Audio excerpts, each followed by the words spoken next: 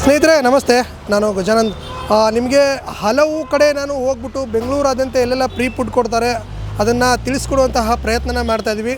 ಇವತ್ತು ಆದಮ್ಯ ಚೇತನ್ ಅವರು ಒಂದು ಟ್ರಸ್ಟ್ ಕಡೆಯಿಂದ ಇವತ್ತು ಹಲ್ಸೂರು ಗೇಟ್ ಹತ್ರ ಇವಾಗೇನು ನೋಡ್ತಾ ಇದ್ದಾರೆ, ಇದು ಬಂದ್ಬಿಟ್ಟು ಹಲ್ಸೂರು ಕೆರೆ ಎತ್ತ ಪಕ್ಕದಲ್ಲಿ ಇರುವಂತಹ ಲೇಕ್ ವೇವ್ ಗಣಪತಿ ಟೆಂಪಲ್ ಏನಿದೆ, ಇವಾಗೇನು ನೋಡ್ತಾ ಇದ್ದಾರೆ ಅದೇ ಬಂದ್ಬಿಟ್ಟು ಆ ಲೇಕ್ ವೇವ್ ಗಣಪತಿ ದೇವಸ್ಥಾನ. ಅಲ್ಲಿ ಆದಮ್ಯ ಚೇತನ ಕಡೆಯವರು ಒಂದು ಪ್ರೀ ಫುಡ್ನ ಕೊಡ್ತಾ ಇದ್ದಾರೆ. ಪ್ರತಿದಿನ ಕೊಡ್ತಾರೆ, ಒಂದೇ ದಿನ ಅಲ್ಲ, ಪ್ರತಿದಿನ ಕೊಡ್ತಾರೆ. ಅನ್ನ ಸಾಂಬಾರು ಆಗಿರ್ಬೋದು, ಪುಳಿಯೋಗರೆ ಆಗಿರ್ಬೋದು, ಬಿಸಿಬೇಳೆ ಭಾತ್ ಆಗಿರ್ಬೋದು, ಸ್ವೀಟ್ ಆಗಿರ್ಬೋದು, ಇದೆಲ್ಲನೂ ಕೊಡ್ತಾರೆ. ಇವಾಗ ನೀವೇನು ನೋಡ್ತಾ ಇದ್ದೀರಾ, ಇಷ್ಟು ಜನ ತಿಂತಾ ಇದ್ದಾರೆ. ಈಗ ನಿರ್ಗತಿಕರಾಗಿರ್ಬೋದು ಅಥವಾ ಹಸಿವಿಂದ ಇದ್ದವರಾಗಿರ್ಬೋದು, ಯಾರಾದರೂ ಆಗಿರ್ಬೋದು, ಮಿಡಲ್ ಕ್ಲಾಸ್ ಆಗಿರ್ಬೋದು, ಶ್ರೀಮಂತರಾಗಿರ್ಬೋದು, ಯಾರಾದರೂ ಬೇಕಾದರೂ ಬರ್ಬೋದು. ಅವರು ಇವರು ಯಾವುದೇ ರೀತಿಯ ಯೋಚನೆ ಮಾಡಲ್ಲ. ಇಲ್ಲ ಪ್ಲೇಟ್ ಇರುತ್ತೆ, ತಗೊಳ್ಳೋದು, ಹಚ್ಕೊಳ್ಳೋದು, ತಿನ್ನೋದು, ಪ್ಲೇಟ್ನ ತೊಳೆದಿಟ್ಟು ಹೋಗ್ತಾ ಇರ್ಬೋದು. ಬನ್ನಿ ಇವಾಗ ಮಾತಾಡ್ಸೋಣ. ಅದೇ ರೀತಿ ಹೇಗಿದೆ, ಟೇಸ್ಟ್ ಹೇಗಿದೆ, ಅಥವಾ ಎಷ್ಟು ದಿನದಿಂದ ಬರ್ತಾಯಿದ್ದಾರೆ, ಎಷ್ಟು ದಿನದಿಂದ ಇದನ್ನು ನಡ್ಸ್ಕೊಂಡು ಹೋಗ್ತಾ ಇದ್ದಾರೆ, ಏನೇನೆಲ್ಲ ಕೊಡ್ತಾರೆ ಅಂತ ಹೇಳ್ಬಿಟ್ಟು ನೋಡೋಣ. ಊಟ ಎಲ್ಲ ಚೆನ್ನಾಗಿದೆ ಅಣ್ಣ. ಡೈಲಿ ಅನ್ನಪ್ರಸಾದ ಇರುತ್ತೆ. ನಾವು ಗಾಡಿ ರೆಗ್ಯುಲರಾಗಿ ಇಲ್ಲೇ ಓಡಿಸೋದು, ಹಾಗಾಗಿ ರೆಗ್ಯುಲರಾಗಿ ಇಲ್ಲೇ ಊಟ ಮಾಡ್ಕೊಂಡು ಹೋಗ್ತೀವಿ. ಟೇಸ್ಟ್ ಎಲ್ಲ ಚೆನ್ನಾಗಿದೆ. ಏನೇನು ಕೊಡ್ತಾರೆ ಡೈಲಿ ಒಂದೊಂದು ದಿವಸ ಪುಳಿಯೋಗರೆ ಚಿತ್ರಾನ್ನ ಇರುತ್ತೆ, ಒಂದೊಂದು ದಿವಸ ಅನ್ನ ಸಾಂಬಾರು ಇರುತ್ತೆ, ಒಂದೊಂದು ದಿವಸ ಮೊಸರನ್ನ ಇರುತ್ತೆ ಅಣ್ಣ. ನೀವು ಇವತ್ತೇನು ಕೊಟ್ಟಿದ್ದಾರೆ? ಇವತ್ತು ಅನ್ನ ಸಾಂಬಾರು. ನೀವು ಎಷ್ಟು ದಿನ ಬರ್ತಾಯಿದ್ರು? ಮುಂಚೆ ಬಂದಿದ್ರಾ? ಮುಂಚಿತವಾಗೆಲ್ಲ ಇದೇ ರೋಡಾಗಿ ನಾವು ಡ್ಯೂಟಿ ಮಾಡೋದು, ಹಾಗಾಗಿ ರೆಗ್ಯುಲರಾಗಿ ಇಲ್ಲೇ ಬರ್ತಾ ತಿನ್ಕೊಂಡು ಹೋಗ್ತಾ ಇರ್ತೀವಿ. ಈಗ ಔಟ್ಸೈಡ್ ಏನಾದ್ರು ನೀವು ಇದೇ ಅನ್ನ ಸಾಂಬಾರು ತರೋದು 40 ರಿಂದ 50 ರೂಪಾಯಿ. ಹೌದು. ಇದು ಅದು ಸೇವ್ ಆಗುತ್ತೆ? ಸೇವ್ ಆಗುತ್ತೆ ಅಣ್ಣ, ಅದ್ರಾಗ ಏನಿಲ್ಲ. ನಾವು ಮಿಕ್ಕಿದ್ರಲ್ಲಿ ನಾವೇನಾದ್ರು ದೇವ್ರ ಉಂಡಿಗೆ ಹಾಕೋದಾದ್ರೆ ಹಾಕ್ಬಿಟ್ಟು ಹೋಗ್ತಾ ಇರ್ತೀವಿ. ಅಲ್ಲಿ ಕೂಡ ಬದಲು ಇಲ್ಲೇ ಹಾಕ್ಬಿಡ್ತಾ ಇರ್ತೀವಿ ಅಷ್ಟೇ. ಅದೇ ರೀತಿ ಫುಡ್ ಡೆಲಿವರಿ ಆಗಿರ್ಬೋದು, ಆಟೋದವರೆಲ್ಲ ಕ್ಯಾಬವರೆಲ್ಲ ಊಟ ಮಾಡ್ಕೊಂಡು ಹೋಗ್ತಾ ಇರ್ತಾರೆ ಅಣ್ಣ, ಅದ್ರಾಗ ಏನಿಲ್ಲ. ಗಾಡಿ ಸೈಡ್ಗೆ ಹಾಕ್ಬಿಟ್ಟು ಜಾಗ ಇರುತ್ತಲ್ಲ, ಊಟ ಮಾಡ್ಕೊಂಡು ಹೋಗ್ತಾ ಇರ್ತಾರೆ. ಏನು ಹೇಳ್ತೀರಾ ಅವ್ರಿಗೆ? ಇದೇ ರೀತಿ ನಡೆಸ್ಕೊಂಡು ಹೋಗ್ಲಿ ಅಣ್ಣ. ನಮ್ಮಂಥ ಆಟೋ ಡ್ರೈವರ್ಗಳಿಗೆಲ್ಲ ಉಳಿತಾಯ ಆಗುತ್ತೆ, ಮತ್ತು ಕ್ಯಾಬ್ ಡ್ರೈವರ್ಗೆ ಒಂದೊಂದು ಟೈಮ್ ಊಟಕ್ಕೂ ಇರೋಲ್ಲ. ಅಂಥ ಟೈಮಲ್ಲಿ ಇಲ್ಲೂ ಬಂದು ಮಾಡ್ಕೊಂಡು ಹೋಗ್ತಾರೆ. ತುಂಬ ಥ್ಯಾಂಕ್ಸ್ ಅಣ್ಣ. ಊಟ ತುಂಬ ಚೆನ್ನಾಗಿದೆ, ತುಂಬ ಚೆನ್ನಾಗಿದೆಯಾ? ಎಷ್ಟಿಂದ ಬರ್ತಾ ಇರ್ತಾರೆ? ಆರಂಭದಿಂದ ಬರ್ತಾ ಇದ್ವಿ. ಒಳ್ಳೆ ಊಟ ಕೊಡ್ತಾ ಇದ್ದಾರೆ ಇವರು. ಈ ಕಂಪನಿಯವ್ರಿಗೆ ಕೃತಜ್ಞತೆ ಹೇಳಬೇಕು ನಾವು. ಅವ್ರಿಗೆ ಕೃತಜ್ಞತೆ ಹೇಳಬೇಕು. ಅಮ್ಮ ಅವ್ರು ನಡೆಸ್ತಾ ಇದ್ದಾರಂತೆ, ಅವ್ರಿಗೆ ತುಂಬ ಕೃತಜ್ಞತೆ ಹೇಳಬೇಕು. ಒಳ್ಳೆ ಊಟ ಕೊಡ್ತಾ ಇದ್ದಾರೆ ಪ್ರತಿನಿತ್ಯವೂ. ಎಲ್ಲ ಬಡವರಿಗೆ ಅನುಕೂಲ ಆಗ್ತಾಯಿದೆ. ಒಂದು ಜಾಗದಲ್ಲಿ ಒಂದು ಹೊತ್ತು ಕೊಡ್ತಾಯಿರೋಕ್ಕೆ ಕಷ್ಟಪಡ್ತಾ ಇದ್ದಾರೆ. ಇವರು 3 ಟೈಮ್ ಕೊಡ್ತಾ ಇದ್ದಾರೆ ಅಂದರೆ ಒಂದು ಹೊತ್ತು ಕೊಟ್ಟರೆ ಪರವಾಗಿಲ್ಲ. ಈ ಥರ ದಿನನಿತ್ಯ ಬೇರೆ ಕಡೆ ಒಂದು ಹೊತ್ತು ಕೊಡ್ತಾರೆ ಅಂದರೆ ದಿನ ಹೌದು, ಖಂಡಿತ. ಅದೇ ತುಂಬ ಅದೇ ಕೊಳ್ಳಿ ಇನ್ನೂ ಅದ್ಭುತವಾಗಿ ಕೊಳ್ಳಿ, ಸಂತೋಷ ಎಲ್ಲ ಚೆನ್ನಾಗಿ ಅಲ್ಲ. ಇಲ್ಲಿ ಪ್ರಾರಂಭದಿಂದಲೇ ಬರ್ತಾ ಇದ್ದೀವಿ. ಸ್ಟಾರ್ಟಿಂಗ್ ದಿನ ಬರ್ತೀವಿ. ಒಳ್ಳೆ ಊಟ ಕೊಡ್ತಾರೆ. ಬಿಸಿಬೇಳೆ ಭಾತು, ಮೊಸರನ್ನ, ಪೊಂಗಲ್ಲು, ಮತ್ತು ಸಿಹಿ ಊಟಗಳು ಅದು ಕೊಡ್ತಾರೆ. ಸ್ವೀಟು ಕೊಡ್ತಾ ಇರ್ತಾರೆ. ಭಕ್ತಾದಿಗಳು ಬಂದರೆ ಅವರು ಬಾಳೆಹಣ್ಣು, ಲಾಡು ಅದೆಲ್ಲ ನಮಗೆ ಕೊಡ್ತಾರೆ. ಈ ರೀತಿ ಕೊಡೋದ್ರಿಂದ ಒಬ್ಬರಿಗೆ ತುಂಬ ಅನುಕೂಲ ಆಗಿದೆ. ಅವ್ರಿಗೆ ಕೃತಜ್ಞತೆ ಹೇಳಬೇಕು. ನೀವೇನು ಮಾಡ್ಕೊಂಡಿರೋದು? ನಾನು ಬಣ್ಣದ ಕೆಲಸ ಮಾಡ್ತಾಯಿದ್ದೀನಿ, ಪೇಂಟ್. ಹೌದು, ತುಂಬ ಸಂತೋಷ. ಈ ಕಂಪನಿಯವ್ರಿಗೆ, ನಿಮಗೆ ಎಲ್ರಿಗೂ ಧನ್ಯವಾದಗಳು. 4 ದಿನ ಬರ್ತಾ ಇದ್ದೀವಿ. ಒಂದು ಬೇರೊಬ್ಬರು ನಮಗೆ ಹೇಳಿದ್ರು, 10 ವರ್ಷ ಬಂದಿರೋರು ನಾವು. ಮತ್ತು ಏನಿದ್ರೆ ಒಂದು ಸಲ ಊಟ ಬಂದು ಸರಿ ಬೇಯಿಲ್ಲ, ಸಾಂಬಾರು ಚೆನ್ನಾಗಿಲ್ಲ, ರಸವೂ ಚೆನ್ನಾಗಿದೆ. ಇದು ತರಸ ಫ್ರೈಡೇ ಬಂದು ಬಿಸಿಬೇಳೆ ಚೆನ್ನಾಗಿದೆ. ಬಿಸಿಬೇಳೆ ತುಂಬ ಟಾಪ್. ಓಕೆ, ಇವತ್ತು ರಸ ಚೆನ್ನಾಗಿದೆ. ಏನು ಬೇಕು? ಊಟ ಹೇಗಿದೆ? ಊಟ ಚೆನ್ನಾಗಿದೆಯಾ? ಚೆನ್ನಾಗಿದೆ ಸರ್. ಯಾವತ್ತಿಂದ ಬರ್ತಾ ಇದ್ದೀರಿ ಊಟಕ್ಕೆ? ಇದು ಫಸ್ಟ್ ಟೈಮ್ ಬರ್ತಾ ಇದ್ದೀರಾ? ನಿಮ್ಗೆ ಹೆಂಗೆ ಗೊತ್ತಾಯ್ತು ಇಲ್ಲಿ ಊಟ ಕೊಡ್ತಾರೆ ಅಂತ? ಊಟ ಕೊಡ್ತಾರೆ ಅಂತ, ಫ್ರೀ ಕೊಡ್ತಾರೆ ಅಂತ ಹೆಂಗೆ ಗೊತ್ತಾಯ್ತು? ಯಾರೇ ಹೇಳಿದ್ದು ಬಂದಿದ್ದು. ಯಾರೋ ಹೇಳಿದ್ರು ಅಂತ ಬಂದು ನೋಡೋದು ಬಂದ್ರಾ? ಓಕೆ, ಊಟ ಎಲ್ಲ ಟೇಸ್ಟ್ ಹೇಗಿದೆ? ಚೆನ್ನಾಗಿದೆ. ನೀವೆಲ್ಲಿ ಇರೋದು? ಇಲ್ಲಿ ದೊಡಿಗುಂಡ. ಹೌದಾ? ಏನು ಕೆಲಸ ಮಾಡೋದು? ಇದು ಕಾರ್ಪೊರೇಷನ್. ಫಸ್ಟ್ ಟೈಮ್ ಬರ್ತದೆ. ಹೆಂಗೆ ಗೊತ್ತಾಯ್ತು ಇಲ್ಲಿ ಊಟ ಫ್ರೀ ಕೊಡ್ತಾರೆ ಅಂತ? ಪಬ್ಲಿಕ್ ಹೇಳೋದು ಬಂದಿದ್ದಾರೆ. ಪಬ್ಲಿಕ್ ಹೇಳೋದಂತ ಬಂದ. ಈ ಥರ ಕೊಡೋದ್ರಿಂದ ಏನು ಹೇಳ್ತೀರಾ ಅವ್ರಿಗೆ? ಅಂದರೆ ಈ ಥರ ಒಬ್ಬರಿಗೆ ಬಡವ್ರಿಗಾಗಿರ್ಬೋದು, ಅಂದರೆ ಒಂದು ಶಿಕ್ಷಕರಾಗಿರ್ಬೋದು, ಈ ರೀತಿ ಒಂದು ಧರ್ಮ ಮಾಡ್ತಾರೆ. ಧರ್ಮ ಊಟ ತಿಂತಾ ಇದ್ದೀವಿ. ಒಳ್ಳೆ ಕೆಲಸ ಮಾಡ್ತಾರೆ. ಏನೆಲ್ಲ ಕೊಟ್ಟರು ಸರ್ ಇವತ್ತು? ಏನು ಸರ್? ಇವತ್ತು ಏನೇನು ಊಟ ಕೊಟ್ಟಿದ್ದಾರೆ? ಅನ್ನ ಸಾಂಬಾರು, ಮೊಸರು, ಮಸಾಲೆ. ಅನ್ನ ಎಲ್ಲ ಹೇಗಿದೆ? ಚೆನ್ನಾಗಿದೆಯಾ? ಬಂದಿದೆ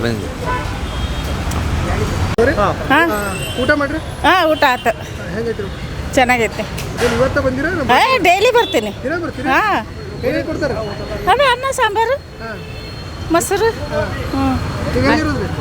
ನಾವು ನಾಗರಬಾಯಿ. ಊಟ ಹೇಗಿದೆ? ಇಲ್ಲಿ ಬಂದಿದ್ದು ಇಲ್ಲಿ ಏನಕ್ಕೆ ಕೆಲ್ಸಕ್ಕೆ ಬರ್ತೀನಿ. ಕೆಲ್ಸಕ್ಕೆ ಬರ್ತೀರಿ?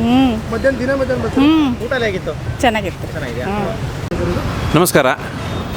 ನನ್ನ ಹೆಸರು ಸುಬ್ರಹ್ಮಣ್ಯ ಶಾಸ್ತ್ರಿ ಅಂತ ಹೇಳಿ. ಇದು ಅಲ್ಸೂರು ಕೆರೆ ಹತ್ರ ಶ್ರೀ ಲೇಕ್ಯೂ ಮಹಾಗಣಪತಿ ದೇವಾಲಯ ಅಂತ ಹೇಳಿ. ಇಲ್ಲಿ ಹಲವಾರು ವರ್ಷಗಳಿಂದ ನಾವು ಅನ್ನದಾನ ಇದೆಲ್ಲ ಮಾಡ್ತಾಯಿದ್ದೀವಿ. ಮತ್ತು ವಿಶೇಷವಾಗಿ ಇಲ್ಲಿ ಗಣಪತಿಯ ಸನ್ನಿಧಾನದಲ್ಲಿ 40 ವರ್ಷಗಳಿಂದ ನಾವು ಬಹಳಷ್ಟು ಕಾರ್ಯಕ್ರಮಗಳು, ಅನ್ನದಾನಗಳು ಮತ್ತು ವಿದ್ಯಾಭ್ಯಾಸಕ್ಕೆ ಎಲ್ಲದಕ್ಕೂ ನಮ್ಮ ದೇವಾಲಯದ ಪರವಾಗಿ ಹಲವಾರು ಕಾರ್ಯಕ್ರಮಗಳನ್ನ ಹಮ್ಮಿಕೊಂಡಿದ್ದೀವಿ.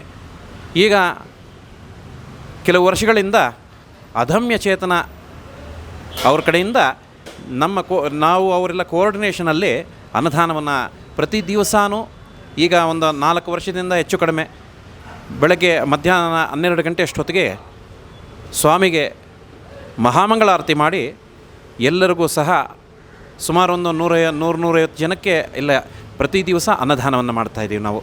ಶ್ರೀ ಲೇಕ್ಯೂ ಮಹಾಗಣಪತಿ ದೇವಾಲಯ ಅಲ್ಸೂರು ಕೆರೆ ಹತ್ರ ಇರತಕ್ಕಂಥದ್ದು ಇದು. ಫುಡ್ಡಲ್ಲಿ ನೋಡಿ ಒಂದೊಂದು ದಿವಸ ಒಂದೊಂದು ರೀತಿಯಲ್ಲೇ ಬರ್ತಾಯಿದೆ ಅಲ್ಲಿಂದ. ಕೆಲವು ಸಾರಿ ಅನ್ನ ಸಾಂಬಾರು ಈ ಥರ ಕಳಿಸ್ತಾ ಇರ್ತಾರೆ, ಕೆಲವು ಸಾರಿ ಆದರೆ ರೈಸ್ ಬಾತ್ ಥರ ಯಾವುದಾದ್ರೂ ಕಳಿಸ್ತಾರೆ, ಮತ್ತು ಕೆಲವು ದಿವಸ ಬಿಸಿಬೇಳೆ ಬಾತ್ ಕಳಿಸ್ತಾರೆ.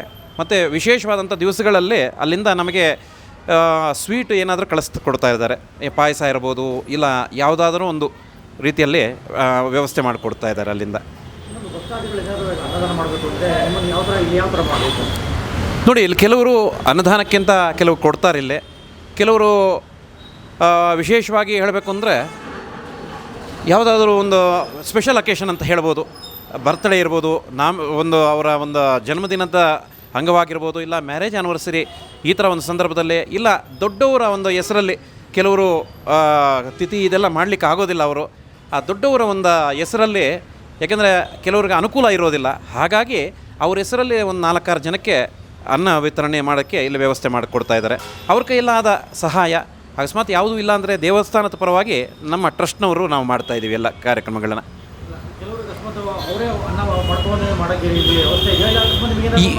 ಇಲ್ಲ ಸರ್, ಕಾಂಟ್ರಿಬ್ಯೂಷನ್ ಆಗಿ ಕೊಟ್ಟರೆ ಬೆಟರ್ ಅಂತ ನನಗನ್ನಿಸುತ್ತೆ. ಯಾಕೆಂದರೆ ನೋಡಿ, ಇಲ್ಲಿ ಏನಾಗಿದೆ, ಪದಾರ್ಥಗಳು ಕೊಡೋದ್ರಲ್ಲಿ ಪ್ರಯೋಜನ ಇಲ್ಲ.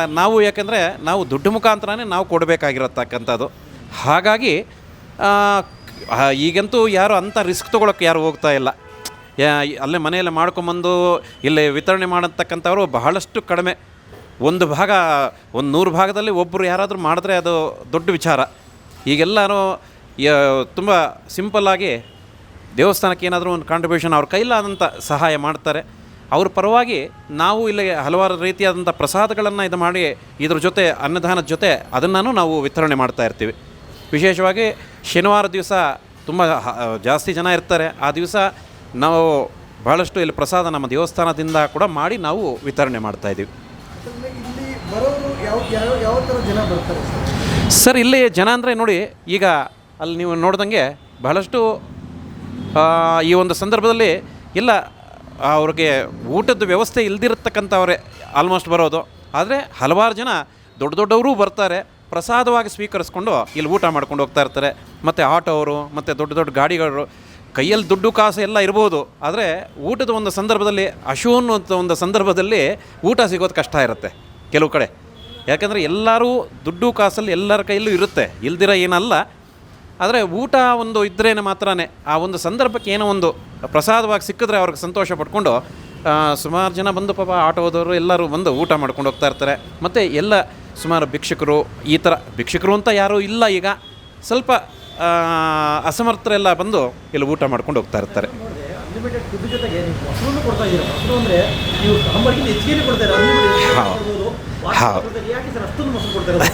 ನೋಡಿ, ಇಲ್ಲೇ ನಮಗೆ ಅದಮ್ಯ ಚೇತನಾದವರು ತೇಜಸ್ವಿನಿ ಅನಂತಕುಮಾರ್ ಅವ್ರ ಕಡೆಯಿಂದನೂ ಪಾಪ ಆಯಮ್ಮ ಸೇವೆಯಾಗಿ ಮಾಡಬೇಕು ಅನ್ನೋ ಉದ್ದೇಶದಿಂದ ಅವರು ಅಲ್ಲಿಂದನೂ ಕಳಿಸ್ಕೊಡ್ತಾ ಇರ್ತಾರೆ. ಮತ್ತು ಬರೀ ಅನ್ನ ಸಾಂಬಾರು ತಿನ್ಕೊಂಡು ಹೋದರೆ ಹೊಟ್ಟೆಯಲ್ಲಿ ಸ್ವಲ್ಪ ಹಂಗು ಹಿಂಗು ಇರುತ್ತೆ. ಹಾಗಾಗಿ ಮೊಸರು ಸ್ವಲ್ಪ ತಣ್ಣಗಿರಲಿ ಅಂತ ಹೇಳಿ ಅದೊಂದು ಕಂಪ್ಲೀಷನ್ ಅದು. ಹೌದು ಹೌದು ಇರುತ್ತೆ ಇಲ್ಲೇ. ಯಾಕೆಂದರೆ ಮೊಸರು ಸ್ವಲ್ಪ ನಮ್ಮ ಬ್ರಾಹ್ಮಣರ ಒಂದು ಸಾಂಪ್ರದಾಯ ಏನಾಗುತ್ತೆ ಅಂದರೆ ಮೊಸರನ್ನು ಇಲ್ದಿದ್ರೆ ನಮ್ಮಲ್ಲಿ ಅದು ಕಂಪ್ಲೀಟ್ ಆಗೋದಿಲ್ಲ ಆವತ್ತಿನ ದಿವಸ ಊಟ. ಏನಾದರೂ ಇರ್ಬೋದು, ಅನ್ನ ಸಾರು ಇರ್ಬೋದು, ಇಲ್ಲ ಹುಳಿನ ಏನಾದರೂ ಇರ್ಬೋದು, ಅದ್ರ ಜೊತೆ ಮೊಸರನ್ನೂ ಒಂದು ಇದ್ದರೆ ಅದರೊಂದು ಕಂಪ್ಲೀಷನ್ ಅದು.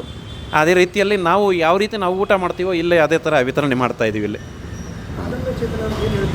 ಸರ್ ಅದಮ್ಯ ಚೇತನ ಟೀಮ್ ಅವ್ರಿಗೆ ಟ್ರಸ್ಟ್ ಅವ್ರಿಗೆ ಇಲ್ಲ, ಅವ್ರಿಗೆ ಧನ್ಯವಾದಗಳು ತಿಳಿಸ್ಬೇಕು. ಇದೆಯಾಕೆಂದರೆ ಇದೊಂದು ಅದಮ್ಯ ಚೇತನ ಅವ್ರಿಗೆ ಏನು ಹೇಳಬೇಕು ಅಂದರೆ ಇದೊಂದೇ ದೇವಸ್ಥಾನ ಅಲ್ಲ, ಹಲವಾರು ಕಡೆ ಅವರು ಸೇವೆಗಳು ಮಾಡ್ತಾ ಇದ್ದಾರೆ.